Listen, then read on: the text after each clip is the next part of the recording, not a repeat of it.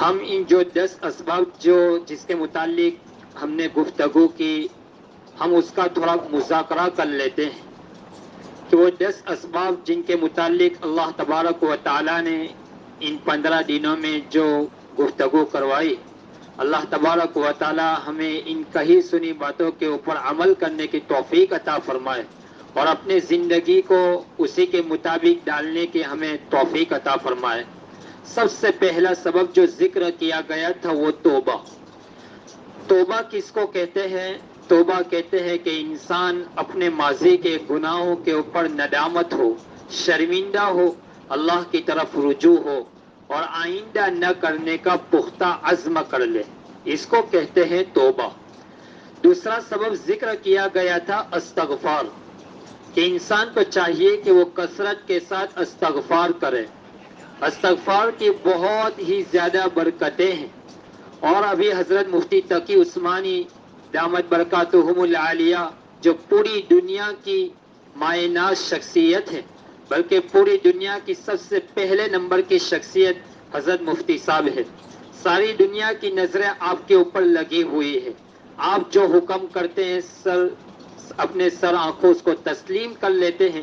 حضرت مفتی صاحب نے ابھی ٹویٹ کیا ہے کہ تمام اکابر اور تمام علماء سے یہ میری درخواست ہے کہ آخری رمضان المبارک کی جو جمعہ ہے اس میں مغفرت اور استغفار کے اوپر ذکر کیا جائے۔ انشاءاللہ کل ہم اسی عنوان کے اوپر ہم اس کو بیان کریں گے۔ تو دوسرا سبب ہے کثرت استغفار، انسان کثرت کے ساتھ استغفار کرے۔ ابھی حضرت شیخ حنیف صاحب دامت برکاتہم العالیہ کی مجلس میں جانا ہوا تھا، حضرت نے ایک لفظ بڑے درد کے ساتھ کہا تھا کہ ہمارے حضرت مفتی احمد صاحب خانپوری دامت برکاتہم العالیہ نے یہ آگے ایک وائس جاری کر کے یہ کہا تھا کہ پوری امت کثرت کے ساتھ استغفار کرے۔ تو اس وقت بہت سارے لوگوں نے حضرت کی اس بات کے اوپر ہنسی مذاق کیا اور آپ کی بات کا گویا ٹھٹھا مذاق کیا، حالانکہ گویا یہ مفتی صاحب کی بات کا نہیں، یہ قرآن کریم کے ساتھ ایک اس طرح کا ایک استہزاء اور مذاق ہوا ہے۔ اللہ قرآن میں کہہ رہا ہے کہ تم استغفار کرو، اسی استغفار کی برکت سے میں تمہارے اوپر جو ظلم کے جو بادل منڈلائے ہوئے ہیں اور جو فتنوں کی شکل میں ہے میں ان کو ختم کر دوں گا۔ بہرحال تو یہ دوسرا سبب کثرت استغفار ہے۔ تیسرا سبب جو ذکر کیا گیا تھا وہ ہے الحسنات ماہیۃ، کہ آدمی نیک عمل کرتا رہے، اللہ تبارک و تعالی ان نیک اعمال کی برکت سے اس کے گناہوں کو معاف کر دے گا۔ تو یہ ہے تیسرا سبب۔ اور میں نے بتایا تھا کہ انسان جب بار بار اور کثرت کے ساتھ اعمال صالحہ نیک عمل کرتا رہے گا، جب وہ تھک اور ہار کر جب اس کا انتقال ہوگا، اللہ کی طرف سے فرشتوں کو یہ کہلا بھیجا، اے میرے فرشتوں میرے بندوں کو کہہ دے کہ تم میرا بندہ بہت تھک کر آیا ہے، نم کنومت العروس، تو آج سو جا، ایک دلہن کی نیند سو جا۔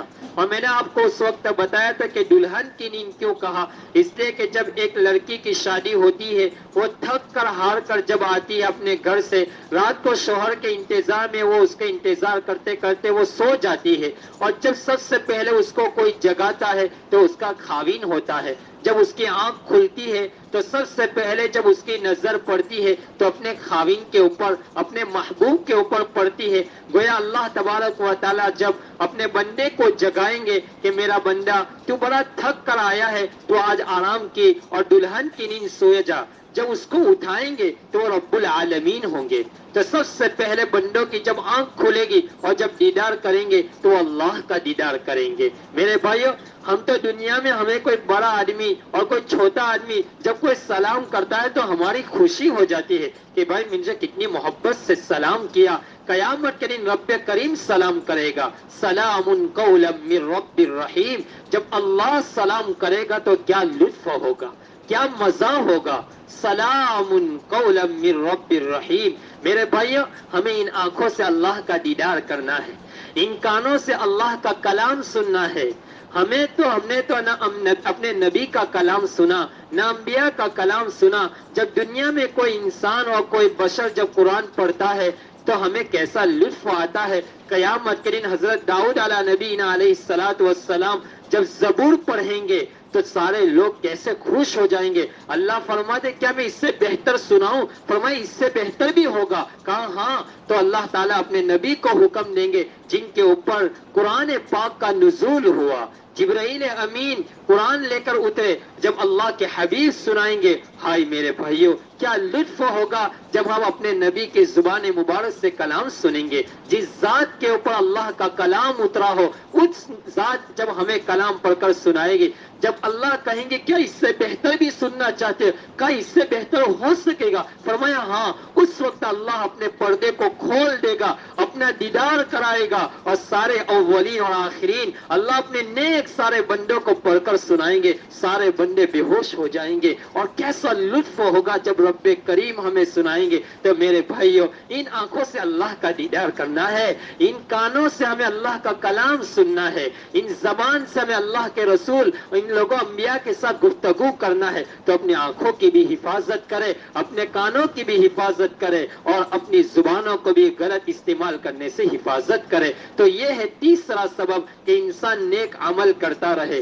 چوتھا سبب جو ذکر کیا گیا تھا وہ ہے دعاء المؤمن للمؤمن، مومن کا اپنے مومن بھائی کے لیے دعا کرنا. یہ بہت بڑا ہے کہ ہر بڑا اپنے چھوٹے سے اور ہر چھوٹا اپنے بڑے سے یہ درخواست کر سکتا ہے کہ بھائی میں بھی دعاؤں کا محتاج ہوں، آپ بھی دعاؤں کے محتاج ہیں، آپ مجھے اپنی دعاؤں میں یاد رکھنا. حضرت مفتی تقی صاحب فرماتے ہیں نہ معلوم زندگی کے اندر میں کس کی دعا ہمارے حق میں قبول ہو جائے، اور ہم کسی اپنے بھائی کے لیے دعا کریں گے تو اس کی زندگی بن جائے گی. ہماری دعاؤں سے اگر کسی کی زندگی بن جاتی ہے تو میرے بھائیو یہ بہت سستا سودا ہے. ہماری زندگی گویا بن گئی. ہمارے ایک لفظ اور ایک بات سے اگر کسی کی زندگی صحیح راہ کے اوپر آ جائے تو میرے بھائیو وہ زندگی کے لیے ہمارا ایک صدقہ جاریہ بن جائے گا. تو یہ ہے کہ اپنے مومن بھائی کے لیے دعا کرنا. نبی اکرم صلی اللہ علیہ وسلم جیسی ہستی ہو کر امیر المومنین عمر ابن خطاب جب عمرے کے لیے جا رہے تھے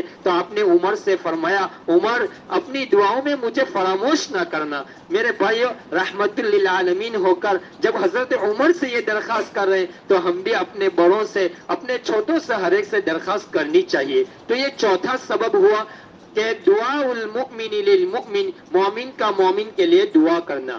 پانچواں سبب جو مغفرت کا ذکر کیا گیا جس سے گناہ معاف ہوتے ہیں وہ ہے ما یعمل من میت، میت کی طرف سے کوئی نیک عمل کیا جائے. مثال کے طور پر ہم میں سے اگر اپنے والد یا دادا اگر کسی کا دنیا سے انتقال ہو گیا، اگر حیات ہے اللہ ان کے سائے کو باقی رکھے اور ان کے سائے کو باقی رکھے اور ان کی دعاؤں میں ہمارا حصہ رہے. ماں باپ کے بہت بڑی نعمت ہے، ان کے لیے دعا کرنی چاہیے کہ باری تعالیٰ سلامت رکھے، عافیت کے ساتھ رکھے. تو اگر کوئی شخص اپنے مرحوم ماں باپ یا والدین کی طرف سے کوئی صدقہ جاریہ کرے، مدارس میں کسی طالب علم کو پڑھا دے، اس کو اپنا بیٹا بنا لے، قیامت کے دن یہی بچہ ہماری مغفرت کرے گا. بہت سارے مدارس کے اندر میں ایسا ہوتا ہے کہ انسان کسی بچے کا انتخاب کر لیتے ہیں، جب تک وہ حافظ نہ ہو، فارغ نہ ہو، سارا خرچہ لے لیا کرتے ہیں. تو یہ بچہ ہمیں اس کی ملاقات بھی کرنی چاہیے، اس کو اپنے گھر پہ بلانا بھی چاہیے تاکہ اس کو احساس ہو کہ مجھے بھی کسی نے پڑھایا ہے، میرے اوپر جو پیسے خرچ ہوتے تھے وہ کس نے خرچ کیے، تاکہ وہ ہمارا دیدار کرے، ہم ان کی زیارت کریں. تو جب ایسا ہوگا قیامت کے دن ایسے بندے بھی ہماری شفاعت کریں گے.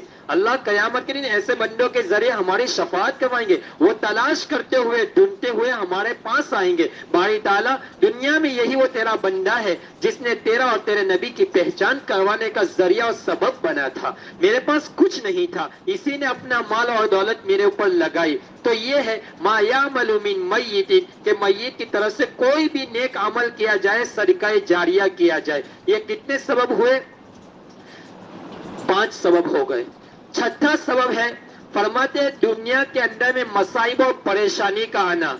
المصائب الذی یغفر اللہ بها الخطایا فی الدنیا، دنیا میں مومن کے اوپر جو آزمائش آتی ہے، جو پریشانی آتی ہے، اللہ فرماتے ہیں میرے بندے تو صبر کرنا، تیری اسی پریشانی اور آزمائش کو ہم اس کو بہترین نعمتوں میں بدل دیں گے. یہ تو انعام ہے ہی، لیکن ہم پیشگی تیرے گناہوں کو معاف کر دیں گے. جب اللہ دنیا میں گناہوں کو معاف کر کے پاک شفاف جب بلائے گا تو میرے بھائیو اللہ کیسے جہنم میں بھیجے گا ایسے بندوں کو. تو سب سے بڑی بات کہ مصائب اور تکالیف کے اوپر کیا کیا جائے؟ صبر کیا جائے. اتنی بڑی شخصیت، ہمیں اللہ کے رسول کے بارے میں تو معلوم ہے کہ مکہ والوں نے آپ کے اوپر تکلیف بھیجی اور آپ کے اوپر حالات، حتیٰ کہ مکہ چھوڑ کر مدینہ چلے گئے، پھر بھی مکہ والوں نے اپنی پونجی مدینہ کے یہودی اور نصارہ کے اوپر ان کے اوپر دی.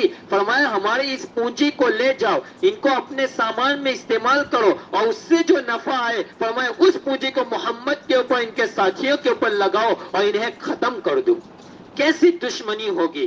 حضرت شیخ یونس صاحب جونپوری نور اللہ مرقدہ، جنہیں اللہ کا دیدار ہوا ہو، اللہ کے رسول کی کئی مرتبہ زیارت ہوئی ہو، آپ کی پوری زندگی پڑھنے پڑھانے میں لگا دی، نہ اپنے بالغ ہونے کے بعد نہ کسی عورت کا چہرہ تک دیکھا ہو، نہ اپنے ایک بچی کا بھی چہرہ نہیں دیکھا. جب کوئی عالم اپنی معصوم بچی کو لے کر جاتے تھے تو آپ کہتے بھائی ان کو سائیڈ میں کر دو. تو جنہوں نے چھوٹی معصوم بچی کا چہرہ نہ دیکھا ہو وہ کیسی شخصیت ہوگی. جب انہیں کوئی مسئلہ سمجھ میں نہیں آتا، کوئی حدیث سمجھ میں نہ آتی، رات کو اللہ کے رسول کی زیارت ہوتی، اللہ کے حبیب علیہ الصلوۃ والسلام کا دیدار ہوتا اور اللہ کے حبیب آپ کو پورا مسئلہ اور پوری حدیث سمجھاتے تھے. ایک مرتبہ ایک حدیث آئی کہ اللہ کے رسول صلی اللہ علیہ وسلم کا ایک معجزہ تھا کہ پانی نکلا، ایک برتن تھا، اس برتن میں پانی بہت کم تھا، پانی کی قلت تھی، تو آپ نے ہاتھ رکھا، اب اس میں برتن پورا پانی سے بھر گیا. حضرت شیخ کو سمجھ میں نہیں آ رہا ہے آیا یہ پانی اندر زمین میں سے نکلا ہے، برتن میں سے نکلا ہے، آپ کی انگلیوں کے پروں سے نکلا ہے. آپ کو یہ بات گویا پریشان کر رہی تھی. بس اسی پریشانی میں آپ کو آنکھ لگ گئی رات کو اور آپ کو اللہ کے رسول صلی اللہ علیہ وسلم کا دیدار ہوا اور آپ نے اپنی آنکھوں سے دیکھ لیا. اللہ کے حبیب نے بتایا کہ زمین سے پانی نکلنا یہ معجزہ نہیں ہے، اللہ کے رسول کی انگلیوں کے مبارک انگلیوں سے پانی نکلا اور آپ نے اپنی آنکھوں سے دیکھا اور آپ کا مسئلہ حل ہو گیا. یہ ہے اتنی بڑی شخصیت. آپ جب اپنے بڑھاپے کے حالت میں پہنچ گئے اس وقت بھی حضرت شیخ کو معلوم تھا کہ میری بہت ساری کتابیں ہیں جن سے لوگ دشمنی کرتے ہیں، میرے اوپر اعتراض کرتے ہیں. آپ کا ایک شاگرد تھا مولوی ہاشم کر کے، جب میں وہاں گیا اللہ نے آپ کے جنازے میں شریک ہونے کا موقع بھی دیا اور وہاں رہنے کا بھی موقع دیا.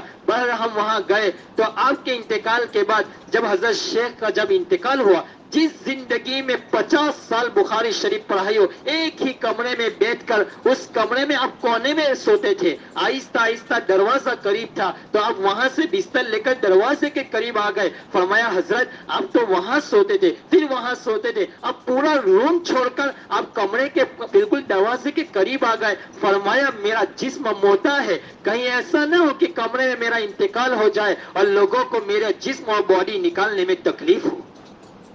کیسا ذہن اور کیسی سوچ تھی ہمارے اکابر کی. تو وہ آپ کے خادم خاص جنہوں نے آپ کا استنجا لیا، جنہوں نے آپ کو نہلایا، وہ فرماتے تھے، انہوں نے ہمیں سنایا کہ حضرت شیخ کو سب معلوم تھا کہ آپ کے کون دشمن ہے کیا ہے، لیکن آپ بہت صبر کرتے تھے. میرے بھائیو جب ایسی شخصیتوں کو اور ایسی ہستیوں کو نہ چھوڑا تو ہمارا شما کا کیا ہے؟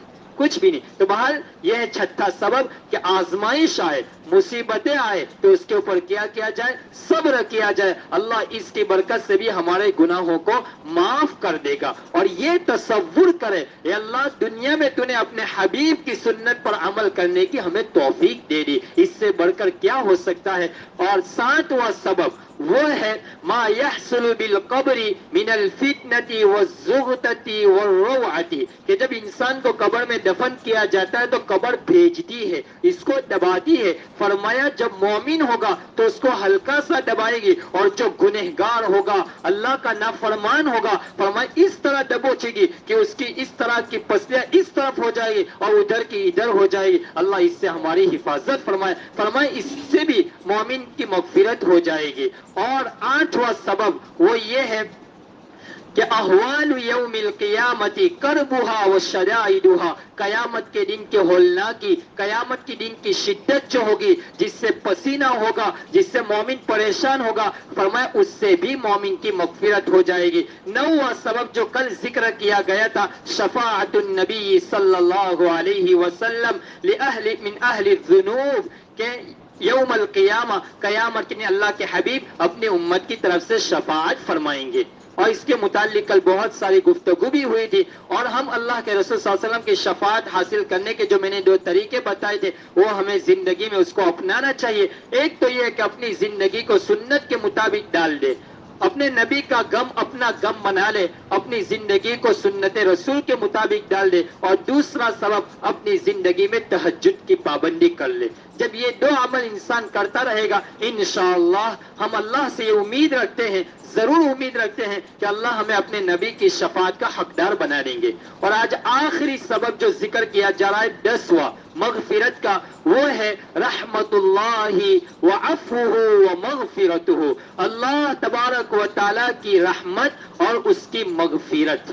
میرے بھائیو، اللہ تبارک و تعالیٰ کی رحمت اور اس کی مغفرت ہوگی، قیامت کے دن اس کا ظہور ہوگا، اللہ کی کیسی رحمت ہوگی اور کیسی اس کی مغفرت ہوگی، یہ تو ہم قیامت کے دن ہی دیکھیں گے، اور ایسا اظہار ہوگا۔ فرماتے ہیں حدیث پاک میں ہے کہ ایک بندہ اللہ کی محبت میں یا اللہ کے خوف میں ایک آنسو بھی بہایا ہوگا، یہ آنسو کیسا ہوگا؟ یہ آنکھ کی جو پلک ہے، فرمایا اس پلک جو بال ہے، اس بال کے برابر بھی اگر وہ ایک بال بھی تر ہو گیا ہوگا اس آنسو سے، یہ بال کل قیامت کے دن رب کریم کی دربار میں یہ گواہی دیں گے، اے اللہ میں آپ کو گواہی دیتا ہوں کہ تیرا یہ بندہ تیری محبت میں اور تیرے خوف میں رویا تھا، اس کی آنکھ سے ایک آنسو نکلا تھا جو ایک مکھی کے سر کے برابر تھا، فرمایا اس سر کے اس آنسو کے اندر میرا یہ بال تر ہوا تھا، رب کریم میں گواہی دیتا ہوں کہ تو اس کی مغفرت فرما دے۔ فرماتے ہیں اللہ ایسے بندے کو بھی جو اس کی محبت میں اس کے خوف میں رویا ہوگا، جہنم میں سے نکال کر جنت واجب قرار دیں گے۔ حضرت گنگوئی رحمت اللہ علیہ فرماتے ہیں اگر کوئی بندہ اللہ کی محبت میں، اس کے پیار میں ایک مرتبہ محبت سے اللہ کہا ہوگا، فرماتے ہیں اللہ اس کی مغفرت فرما دیں گے۔